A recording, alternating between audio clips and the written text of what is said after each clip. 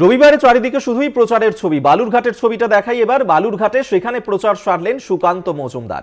বাজারে জনসংযোগ করলেন তিনি। বিজেপি প্রার্থী ক্রেতা বিক্রেতাদের সঙ্গেও কথা বললেন সুকান্ত মজুমদার এবং তিনি যে সেখানে জিতবেন সেই জয়ের ব্যাপারেও যথেষ্ট আত্মবিশ্বাসী শোনা গেল বালুরঘাটের বিজেপি প্রার্থী সুকান্ত মজুমদারকে।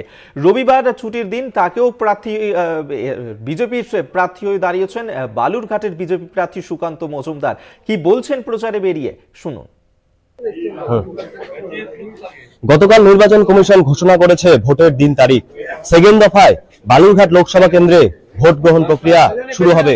তারপরে আজকে কিন্তু ভোট প্রচারে নেমে পড়েছেন বালুরঘাট লোকসভা কেন্দ্রের প্রার্থী সুকান্ত মজুমদার। আমরা একবার সুকান্তদার সাথে কথা বলার চেষ্টা করব। সুকান্তদা, সকাল সকাল ভোটে প্রচারে নেমে পড়েছেন, প্রচার করছেন।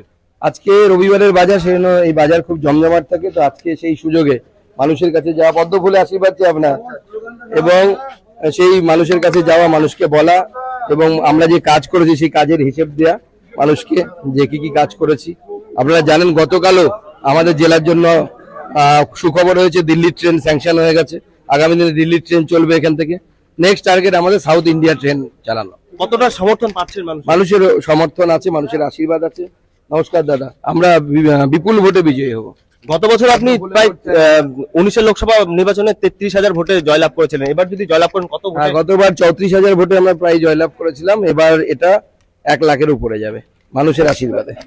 একদমই সুকান্ত মজুমদার কিন্তু আশাবাদী যে তিনি একটা ভালো মার্জিনে ভোটে জয়লাভ করবেন। দক্ষিণ দিনাজপুর জেলায় বালুরঘাটের তহবাজার থেকে সুমন ভৌমিক, কলকাতা টিভি।